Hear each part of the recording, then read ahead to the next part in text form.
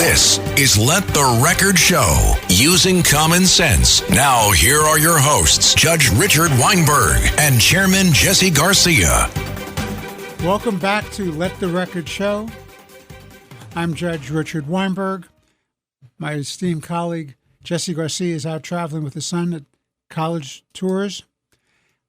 With me here in the studio is Eric Levine, our frequent co-host and guest, great lawyer, great political commentator, and essayist.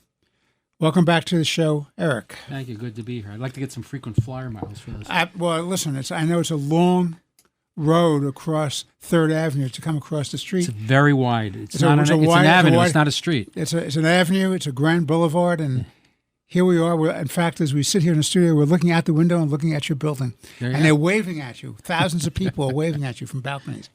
So, Eric, let's start this conversation by talking about something that each of us is deeply troubled by, which is the testimony in the House of Representatives committee by 3 college presidents, one from MIT, one from the University of Pennsylvania, one from Harvard, and I've never seen a more gutless, unimpressive, mindless presentation by people who are supposed to be the deans of the academy, the best and the brightest of the academy, the ones who are responsible for educating our children in the Ivy League or almost Ivy League schools. I just don't get how these people can go on and say what they did. If they believed it, there's something wrong with them. And if they were just mouthing the platitudes of the culture that they come from, they're equally culpable. What say you? So I think if you really think about it, I don't doubt for a moment that we're talking about in particular the congressional testimony by the 3 college presidents, President Gay of Harvard, President McGill of University of Pennsylvania, and President Kornbluth of MIT. As they were saying what they were saying, and probably immediately after their testimony, they probably thought they did a great job. They probably didn't think they said anything wrong. That just really demonstrates the moral rot that has overtaken our institutions of higher learning. For them to say, in response to the question of by Congresswoman Elise Stefanik, does the advocating for the extermination or the genocide of the Jewish people violate the code of conduct at your respective university? Of course, the response should be absolutely, whoever would do that must be expelled. And any organization that advocates for that will not be allowed to function on our campus. But instead, it depends on the context. And what does that mean? Well, I suppose, because it has to turn into action in their words, it's advocating for murdering someone walking across the quad. That's not enough for someone to be fearful for their person. Maybe they had to put them on cattle cars. Maybe once they put them on cattle cars, maybe that was enough. But I think what we really need to come to grips with is the anti-Semitism on the campuses is the symptom. It's not the disease. I believe that President Gay, President McGill, and President Kornbluth actually believed that their testimony was perfectly appropriate, that they saw nothing wrong with all of a sudden. Of course, it's free speech to be able to advocate for the genocide of Jews. Now, can you imagine if a bunch of white supremacists at any of these institutions had advocated for lynching every black student? Now, they didn't have to take any steps to create a noose and hang ropes. Just advocating for it, you can bet that each one of those students that said that would be expelled, and appropriately so. And no KKK group, which is the equivalent of the Students for Justice in Palestine, both advocating for mass murder, would no KKK organization would ever be allowed to form on these universities. But because the target was Jews, it was okay. But why was it okay? Because that's when you got to get to the disease. The disease is social justice and diversity, equity, and inclusion. It is that agenda that sees everything through the lens of race and gender and divides people into 2 groups, oppressors and oppressed. If you are part of an oppressed group, you have every right by any means necessary. That's their language, by the way. That is By their any- language, by any means necessary. necessary. And that's, of course, what Hamas is supposedly doing, by any means necessary, to unburden yourselves of being oppressed by oppressors. So therefore, you can torture, rape, Right. mutilate your fellow human beings in the name of this higher just cause, and everybody who happens to be in the so-called oppressor class is They have to take it. justifiably a victim and should embrace their new victimhood of this terror because it's okay. And the oppressors have to take it because of their past history of being oppressors. They're not allowed to defend themselves. So in that paradigm, the Palestinians are the oppressed, with being able to, or Hamas are the oppressed, being able to lash out by any means necessary. The Jews are the oppressors. They're whites. They're always whites, even though a majority of Israelis trace their roots to Arab countries and Africa, not to Europe.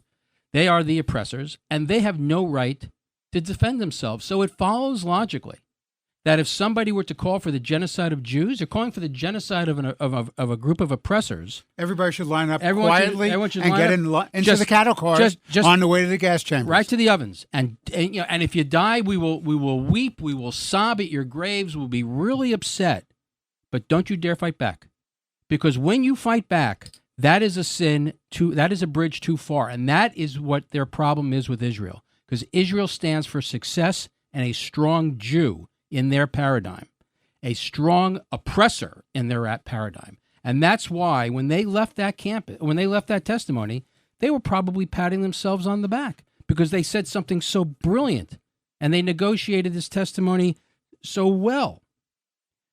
But that is what happens when you have this neo-Marxist approach to everything in the world, viewing everything through race and gender. But you see, Eric, the problem is that you have people there who come out of a very limited universe where they talk to each other, they reinforce each other. So in that academic bubble, they think they're just fine. There's no intellectual or moral problems with what they're saying.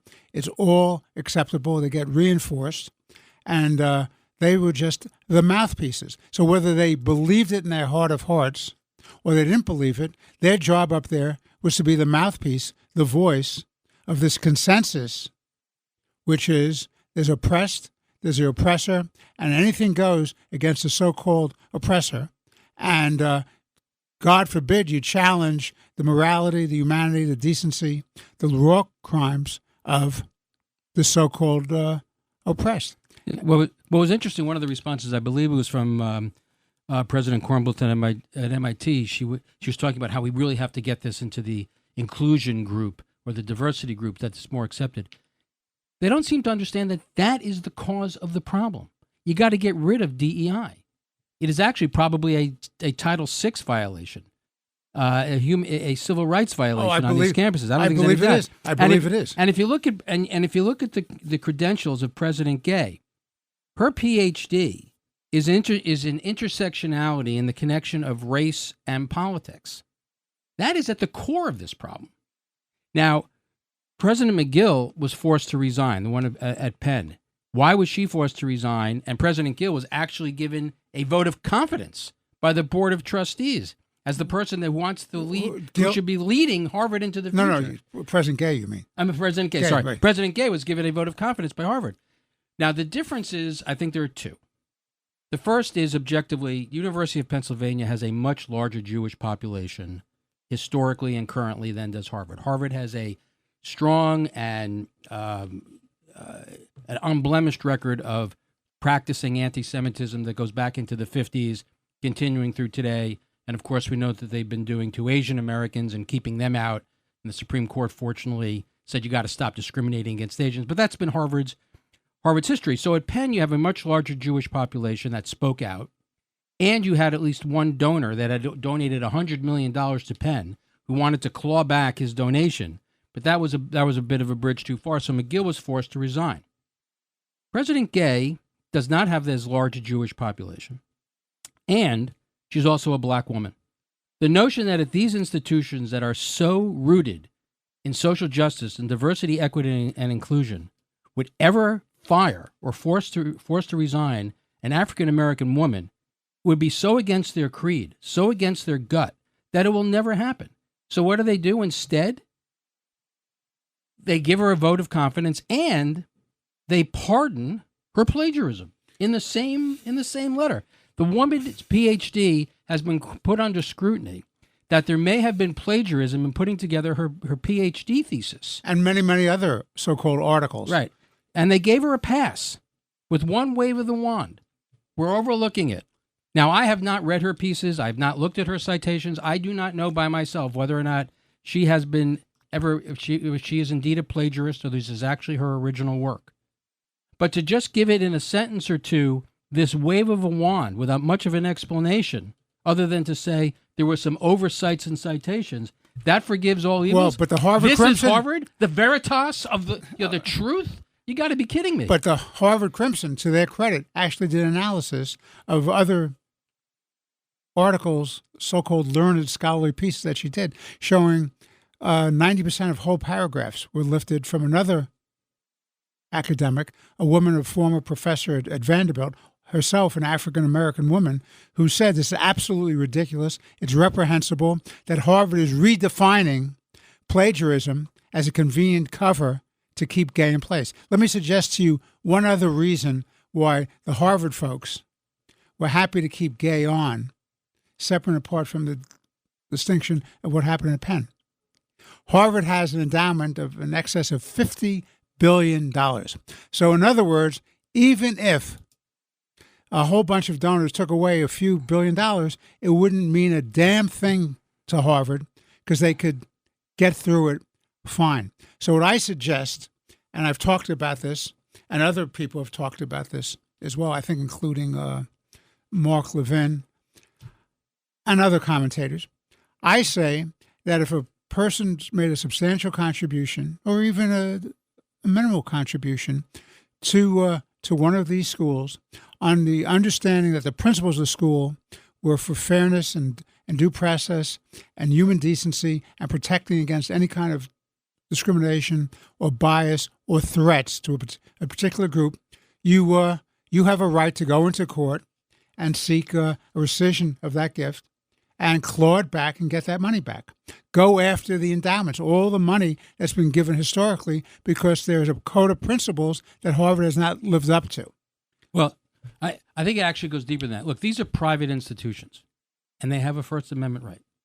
They can say and do whatever they want. Absolutely. But don't do it with my tax dollars. If you have a $45 or $50 billion endowment, that endowment should be taxed. You know that endowment is not taxed? The Agreed. gains on that is not taxed? But Barack Obama, a graduate of the Harvard Law School, keeps telling me I'm not paying my fair share. Well, when Harvard starts paying taxes on its endowments, then come back to me and let me know that I'm not paying my fair share. Coming back to your example regarding gifts, there are a lot of the faculty at a number of these institutions, Harvard and Penn in particular, have been very vocal about their concerns about the quote-unquote integrity of their institutions and their rights of free speech. They have an absolute right of free speech, but the best way to accomplish that, don't take any alumni gifts. Don't take any federal funding, because if people give you money, they have a right to know how it's spent. So you want to be unshackled by anybody's opinion about what should be said or taught on your campuses? Don't take our tax dollars. This idea that we're going to give our tax dollars so that you can poison the young American mind, undermine American and Western civilization, no way. That garbage has to end. You want free speech?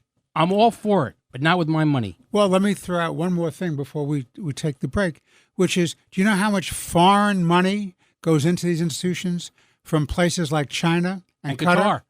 Right. Yeah. I mean, so you don't think that's influencing the manipulation of the minds? And it's not buying off the academics who get funded for their departments and their special studies? Of course it does. So what we're allowing foreign money to influence our institutions, to brainwash our students so that they intimidate their fellow human beings and their fellow Americans. I mean, give me a break. This is absolutely reprehensible. They should feel free to take foreign money. But if you take foreign money, you can't have federal money. You can't have it both ways. I'll do it differently.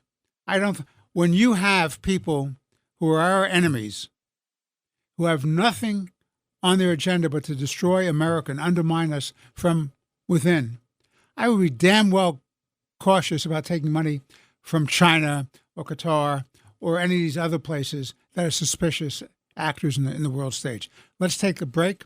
This is Judge Richard Weinberg. With me is Eric Levine, noted attorney, political commentator, and essayist. Stay with us. We'll be back in just a few moments. This is Let the Record Show. Now, here are your hosts, Judge Richard Weinberg and Suffolk County Republican Committee Chairman Jesse Garcia.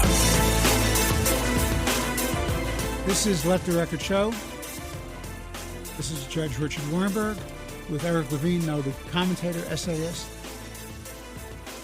and political commentator, great attorney, and my good friend, and my neighbor from across the street.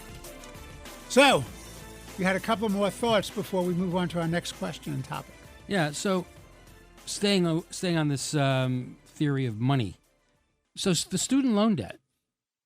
The primary beneficiaries of these student loans are institutions like Harvard, Penn, and MIT, yet they run no risk. All the risk is on the American taxpayer. The United States, the federal government, needs to get out of the student loan program. And Harvard can take its $50 billion, and Penn can take its $30 billion, and MIT can take whatever billions of dollars it has, and it can put it towards the tuition of these students.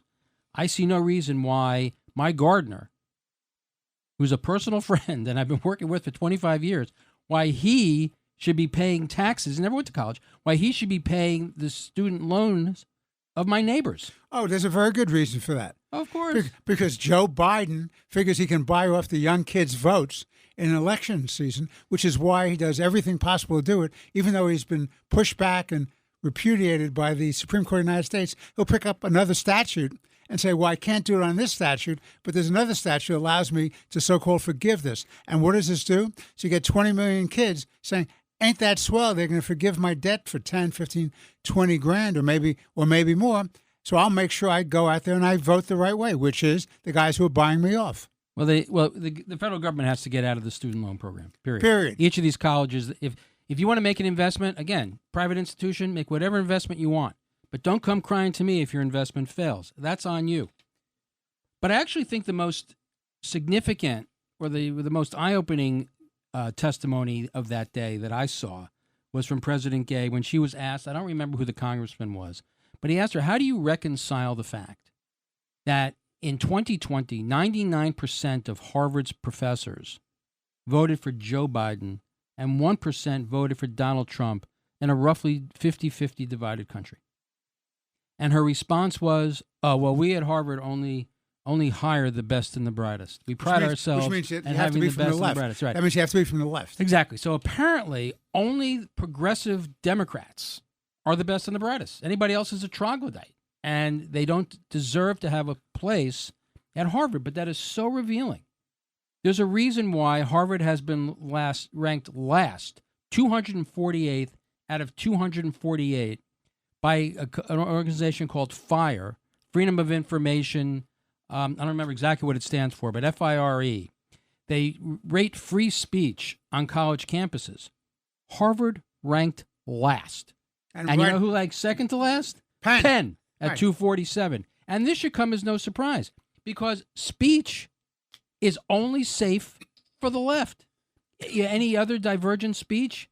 Diversity, equity, inclusion. Let's define what those terms are. They never tell us, so let's put the definitions on it.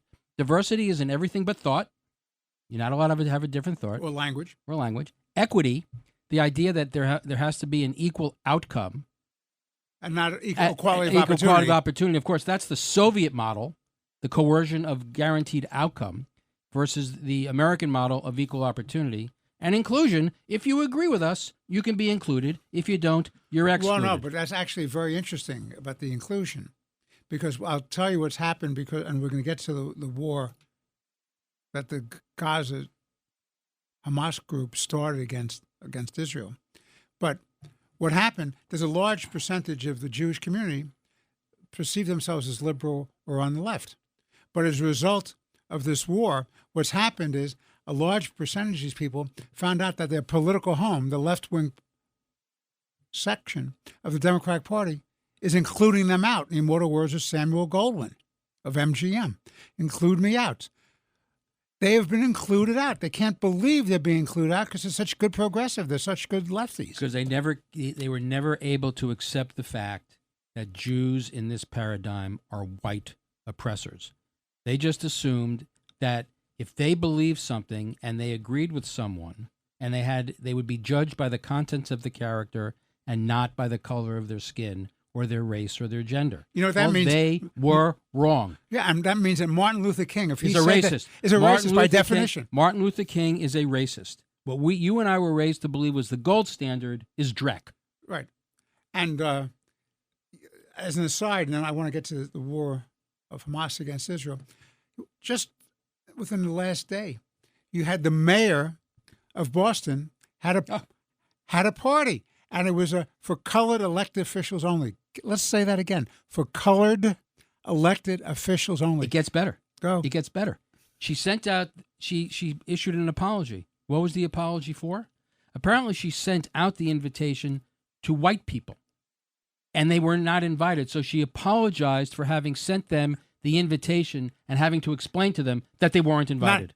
You can't make not this promoting up. With governmental resources segregation. So I commend to this wonderful mayor, an Asian woman, that she should look up Brown versus the Board of Education, which made it very, very clear that separate but equal, coming out of Plessy versus Ferguson in 1896 from the Supreme Court of the United States, was wrongly decided, and separate but equal is totally unacceptable, either legally or as a moral principle for this country.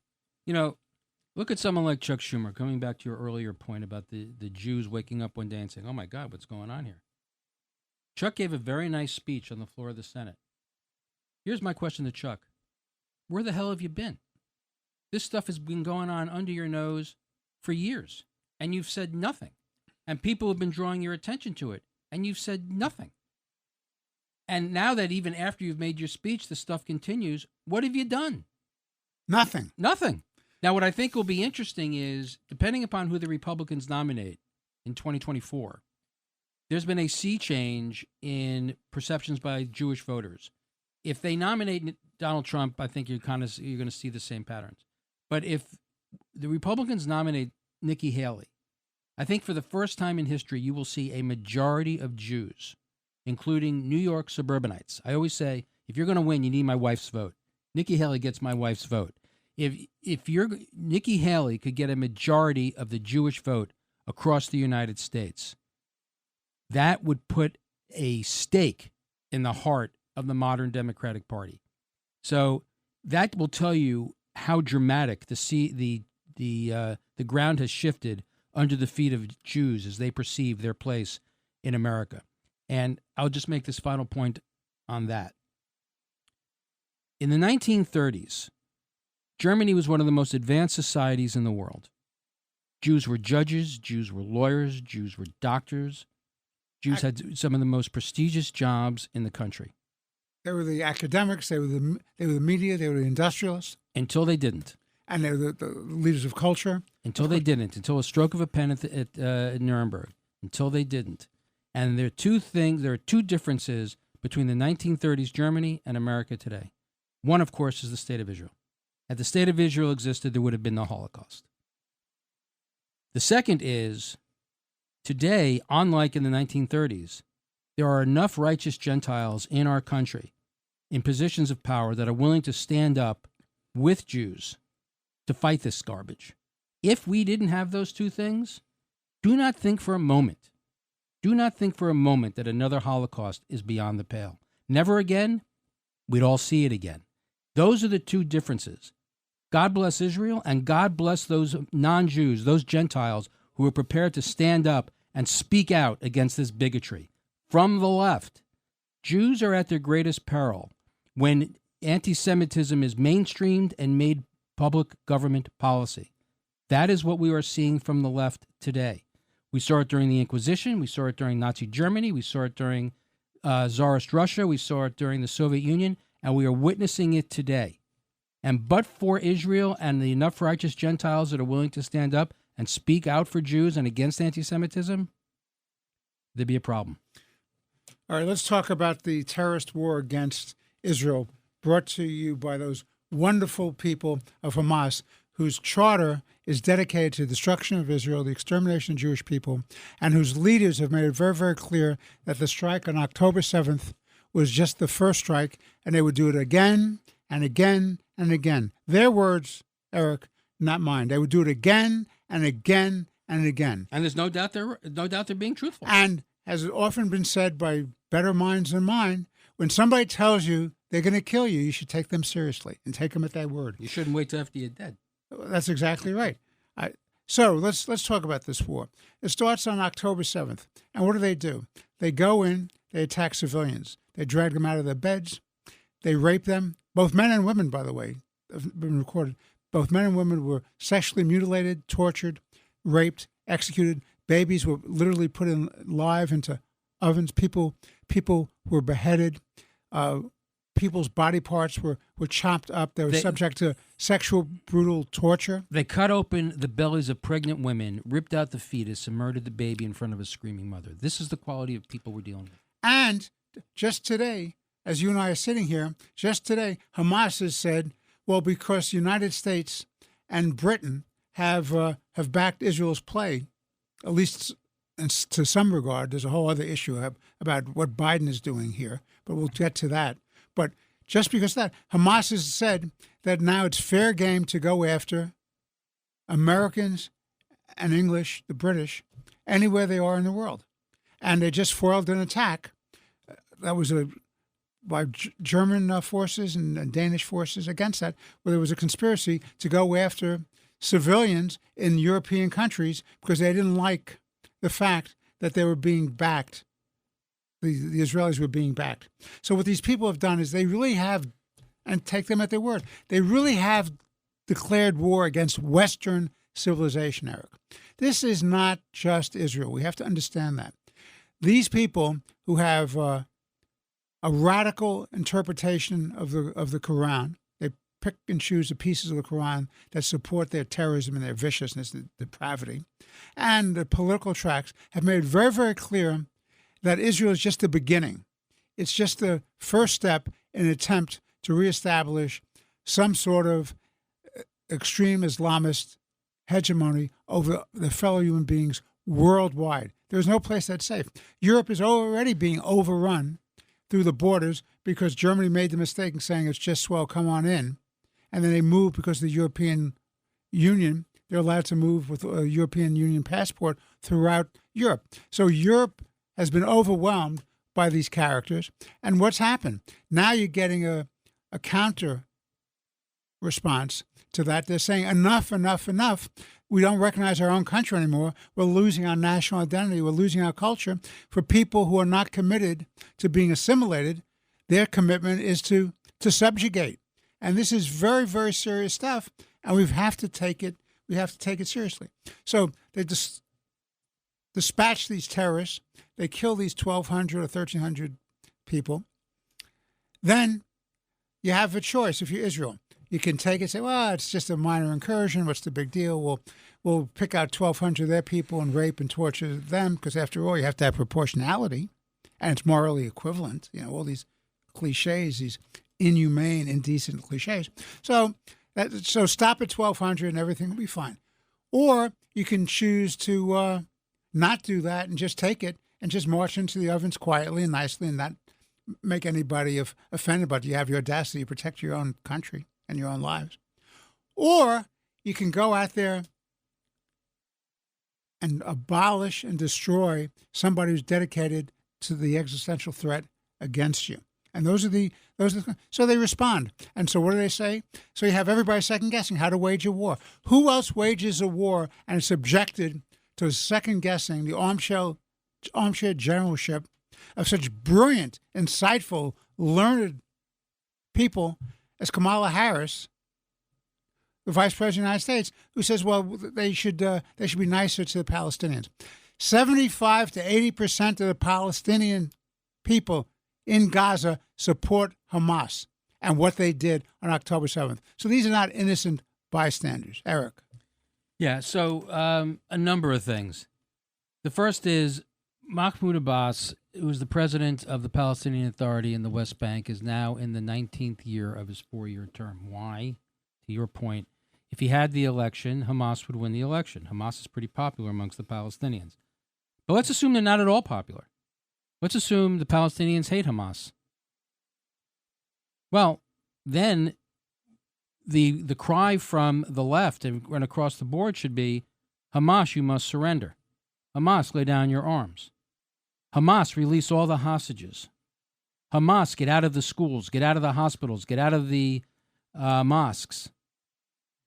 Every single death, every single civilian death in Gaza is morally at the feet of Hamas because they embed themselves intentionally with civilians to make sure that as many civilians will die as possible because they know that they can't beat the Israelis militarily. They want to beat them in the public relations war.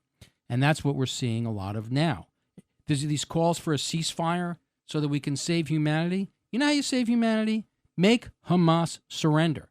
The war will end tomorrow. Give up the hostages. Give up the unconditional hostages surrender. and lay down your arms. If Hamas lays down their arms and they surrender, money, billions of dollars will pour into Gaza to rebuild Gaza. If the Israelis were to ever lay down their arms, there'd be 9 million dead Israelis. I mean, think about that. There's a big difference. Hamas is responsible for every single dead civilian.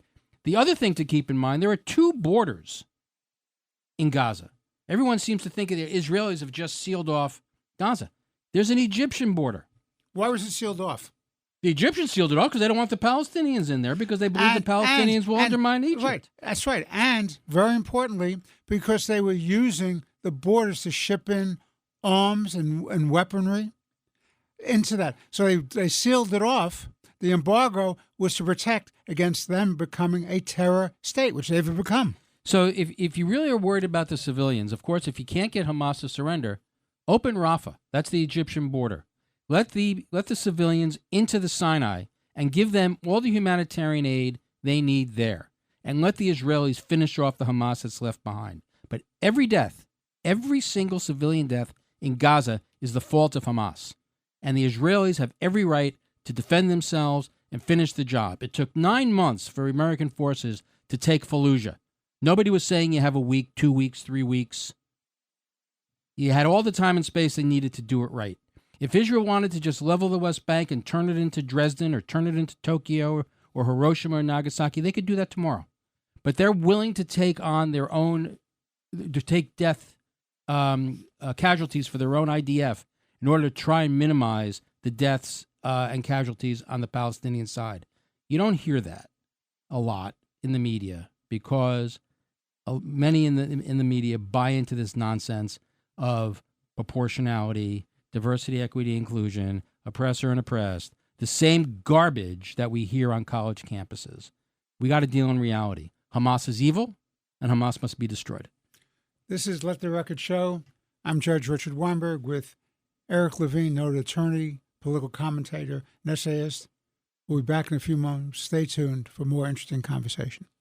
ChatGPT Plus is free for college students through May. Here's the thing. You've got a lot to do between now and then. Studying for finals, writing papers, trying to keep your life on track. And ChatGPT can help with all of it. It can quiz you for your econ exam, make a study guide from your French notes, plan out your meals and study breaks. It can get really specific on how you like to learn. It can even help you come up with ways to stop procrastinating. So from now until summer break, take advantage of all the ways ChatGPT can make your life easier. Restrictions apply. Grandpa's here! Hank's always helping out, Grandpa style. Now he's treating his prostate cancer with help from Xtandi enzalutamide. Xtandi 40 milligram tablets treats men with prostate cancer that has spread to other parts of the body and responds to a medical or surgical treatment to lower testosterone. Xtandi may cause serious side effects: seizure, a brain condition called PRESS, allergic reactions, heart disease that can lead to death, falls and bone fractures, swallowing problems, or choking that can lead to death. Stop Xtandi and get medical help at once if your face, tongue, lip, or throat start swelling. Tell your doctor at once if you faint, have a seizure, quickly worsening headache, decreased alertness, confusion, vision problems, chest pain or discomfort, or shortness of breath. Xtandi can cause harm to an unborn baby or miscarriage. Use birth control during and 3 months after Xtandi. Common side effects include muscle and joint pain, feeling unusually tired, hot flashes, constipation, less appetite, diarrhea, high blood pressure, bleeding, falls, fractures, and headache. Talk to your doctor and visit Xtandi.com. This is Let the Record Show. Now, here are your hosts, Judge Richard Weinberg and Suffolk County Republican Committee Chairman Jesse Garcia. All right, this is Let the Record Show. I'm Judge Richard Weinberg. With me is Eric Levine, the attorney, essayist, and political commentator. So, Eric, what can we say about Mr. Putin's war against the Ukraine? It's very interesting because you have the same thing going on about supporting Ukraine as about supporting Israel, which is they make loud noises. The initial narrative is we'll do whatever we have to do to let them win and support them and protect them, and then they start walking away. And there's a real crisis going on now about the Ukraine. And they're blaming, by the way, the Ukraine for the counterattack against Putin's forces. Somehow it's their fault.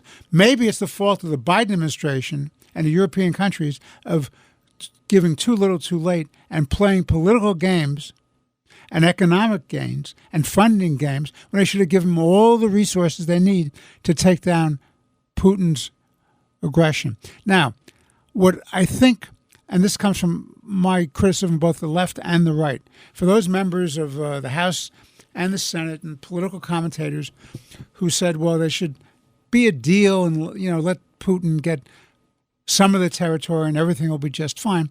They don't understand Putin's mindset, which is he wants to reassert the great Soviet empire or the great Russian empire. He's not going to be satisfied with a piece of Ukraine. He's going to want the whole thing. And really, you're going to reward somebody for aggression against a sovereign country? And what happens if Ukraine folds or loses? You're going to have a bigger war, a more costly war in terms of human lives and resources and diversion from making humanity a civilized place. This is very serious stuff. What's wrong with these people? Don't they understand the significance of Putin being boxed in and losing? And it's a good win for the United States and for Western civilization? Short answer is I don't think they do. Look, there are three fronts in an ongoing war. Taiwan is soon, Ukraine was first, and Israel was second.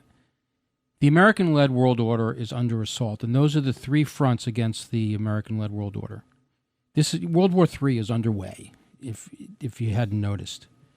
The alliance of China, Russia, and Iran, and to a smaller extent, North Korea, these are all countries that want to see the end of the American-led world order. Don't forget Venezuela. Oh, Venezuela, yeah, they're going to invade Guyana to take their oil. But that's okay, because as long as we don't produce the oil here, anyone else can do it. Anyway, so these should all be seen as fronts in a war against the United States, but we're just not defending ourselves. Now, the Biden administration makes the right noises and makes the right arguments that, if we don't stop Putin in Ukraine, he's going to want to reconstitute the Soviet empire, and then once he crosses into NATO, one foot into NATO, then America, under Article 5 of the NATO treaty, is going to require us to commit American troops. And we're far better off having Ukrainians die for us than having Americans die for us. So I'm all for that. I agree with that 100%. But to your point, why are we slow walking weapons? What is our plan to defeat Putin? Biden doesn't have a plan to defeat Putin. Biden has a plan for the Ukraine to not lose. And that, of course, guarantees a loss. But Biden is not alone in blame here. I mean, he has the right instincts in terms of the result he wants to see, but he's afraid. He's always afraid of escalation. Now, of course, the best way to guarantee escalation is to be afraid of escalation. If the other side is persuaded that you have the ability and will to use your military in a way that would just decimate your opponent, they won't do anything. But Biden is always afraid of escalation. You're seeing that's the same nonsensical argument for why he doesn't defend our troops in Syria and Iraq when Iran attacks us.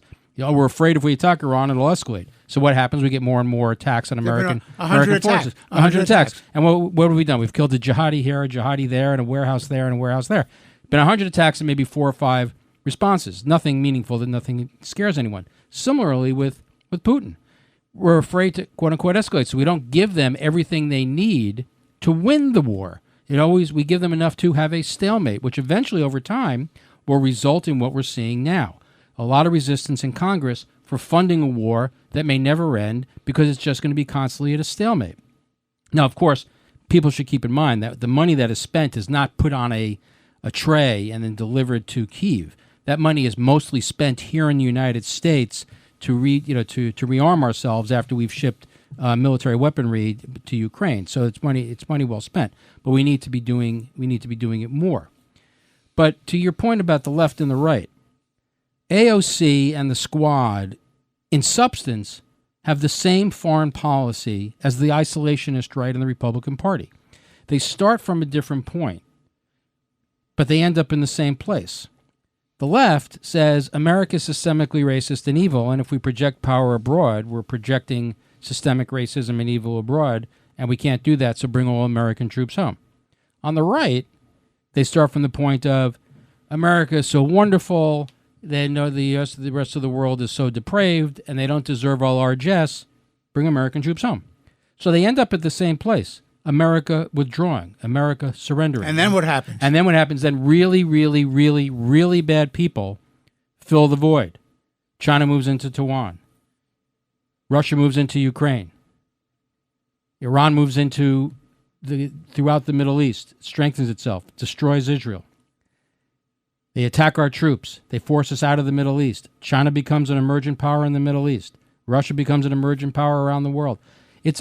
China is ascendant. The United States is in retreat. The United States needs to rebuild its military immediately. We are in a national crisis. We can't meet the challenges that are facing us today.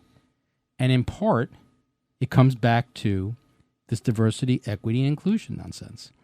Because the military, every year, more and more, is failing to meet its recruitment goals. And why is that?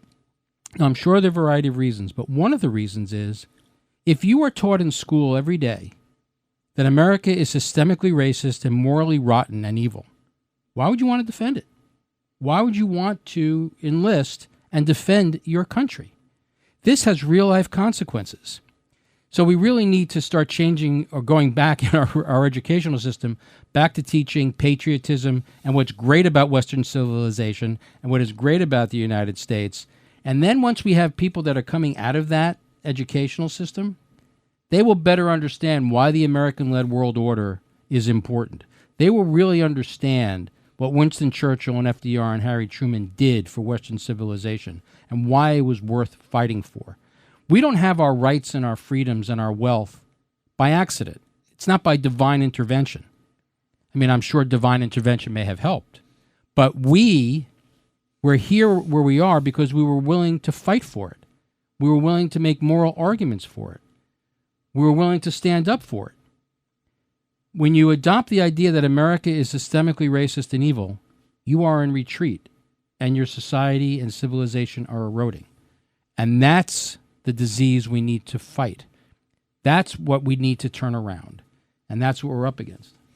Well, there's an article in National Review, I think it's by Robert O'Brien, who is the National Security Advisor for President Trump, in which he said, we better take a very hard look of the weakness of our Navy. We have to start building our ships back, getting our Navy strong again. We're being outclassed and outnumbered by the Chinese Navy.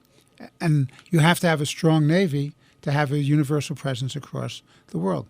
If you don't want to have a universal presence across the world to deter adventurism and aggression, so don't have a Navy. Yeah, if the United States is not going to be willing to defend freedom of the seas and international commerce, who are you going to leave it to, the Danes? Give me a week, I'll get back to you on that one. Who's going to do it? All right, this is Let the Record Show with noted attorney, commentator, essayist Eric Levine. I'm Judge Richard Weinberg. We'll be back in a few moments with our fourth and final segment of this week's Let the Record Show. This is Let the Record Show. Now, here are your hosts, Judge Richard Weinberg and Suffolk County Republican Committee Chairman Jesse Garcia. This is Let the Record Show. I'm Judge Richard Weinberg with my guest host this week, Eric Levine, noted commentator, essayist, and attorney. So, Eric, let's switch gears. I want to talk to you about something that I find deeply, and I want to get your thoughts as a great lawyer as well. There's a case that was just decided by the New York Court of Appeals in a 4-3 decision. It's a so-called redistricting case. I am deeply troubled by that case, and I will tell you why. I start off with a basic premise, and I'm the House Democrat, and you're the visiting Republican. But you never disagree with me. No, we disagree on stuff. Okay. I mean, I like my steak medium rare. You're like yours medium. All right. So this is the problem with what's going on now. We're living in one-party states and federally, very often, one-party government. It is a very bad thing to have one-party government, particularly on the federal level, but certainly in the state level as well. Why is that? Because there's no checks and balances, there's no countervailing voices, there's no impetus to compromise and reach a common sense agreement. It's pushing through majority tyranny. Now, if this sounds a lot like the Federalist Papers, you're exactly right. That's from the Federalist Papers. And unlike the president of Harvard, I will give sufficient credit to the authors of the Federalist Papers, including Madison and Jay and the others in Hamilton. So, with respect to Hamilton and Jay and Madison, let me say this. Checks and balances, separation of powers, countervailing forces, fight against majority tyranny. Okay. Now, why is that particularly important? Because if the United States House of Representatives was not in the hands of Republicans, one would never know, because of the suppression of the facts by the media and by other politicians and by governmental agencies and bodies and departments, you would never know the truth that there was an influence peddling scandal involving the First family, the Biden family, that there were payoffs made to a young man who had no skills, who was a drug addict, was chasing prostitutes, was using drugs, was making deals with this country's enemy. You would never know that but for the fact that you have 3 House committees, Ways and Means, Oversight, Judiciary, waging an investigation, which has just been authorized as a formal investigation, impeachment inquiry, but for Republicans controlling the House. So you need to have them to check the excesses of the Democratic Party majority, particularly since the Democratic majority party is now controlled by a faction of extreme progressive leftists. So what happens? So the House is in the control of the Republicans because of redistricting, and particularly because the state of New York had a fair and balanced redistricting map created by an impartial special master. And it was constitutional what he did, and the lines were drafted properly, and they're supposed to be under the New York State Constitution, alive and well for a 10-year cycle until the next census drafting. So what do the Democrats do? The Democrats sue, and they sue to set aside the lines, saying, "Oh no, it was only for this one time for the election of the 2022 cycle." And all the rest, they have to have new lines. Now, it's very convenient along the road that the independent nominee of the chief judgeship position, Judge LaSalle, nominated by the governor, was repudiated by the left wing, was sabotaged by the left wing, and for the first time in history, a nominee from the governor's state of New York was sabotaged by the legislature, and she couldn't get her person through on the merits. They sabotaged him because they didn't think he would go along with their gerrymandering agenda, which is to reconstitute a Democratic majority. They went to court on the first round in state Supreme Court, the trial court. The Republicans won in an appellate division decision 3-2. The Republicans lost to the Democrats, and it went up to the Court of Appeals. And a funny thing happened. One of the judges recused herself for very sketchy reasons. She recused herself. So then the chief judge of the state, Wilson, who was wholly endorsed by the progressive wing of the Democratic Party, Wilson appoints the presiding justice of the appellate division in the first department, Renwick, who comes out of the Bronx political organization, which is controlled by Hastie, the Speaker of the Assembly, and who's already ruled on these kinds of issues before on the other side of the issue. So he knew exactly what he was doing. He was picking somebody who's going to vote his way to give them the fourth vote to overturn the fair and honest redistricting. The price to be paid by this is it's going to go back to the commission. There is no way to break a deadlock in the commission. The commission was a fraud that way. It will go back into the hands of the supermajority of the legislature, who will do what they want to do in redistricting, will cut lines that throw at the Republicans. If that happens, the House could very well go into Democratic hands. And where are the countervailing forces, the checks and balances envisioned by the Founding Fathers when they drafted our Constitution and wrote the Federalist Papers? Your turn, Eric. Well, I think we have to make a distinction when you talk about just one-party rule. I don't think it's inherently evil or bad necessarily if one party, let's say the Republicans, control the House, the Senate, and the White House, or if Democrats control all three at any given time.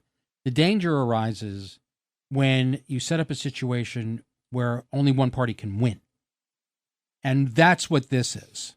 I respectfully dissent. Go. Well, I mean, look, oftentimes you're finally able to get a lot of legislation you couldn't ordinarily get through if you only have one party in power. But as long as you have things, like the filibuster in place, which of course progressive would do away with, you have safeguards, you have guardrails. And historically, the United States, we function pretty well, provided that there were fair and free elections, and voters were able to throw the Republicans out or throw the Democrats out, and that was fine. But the danger here is more to your point. They're trying to set up a situation where there is no alternative. You cannot elect. There cannot be competitive elections. You can only nominate Democrats, right, and only elect Democrats. That's why this is so insidious.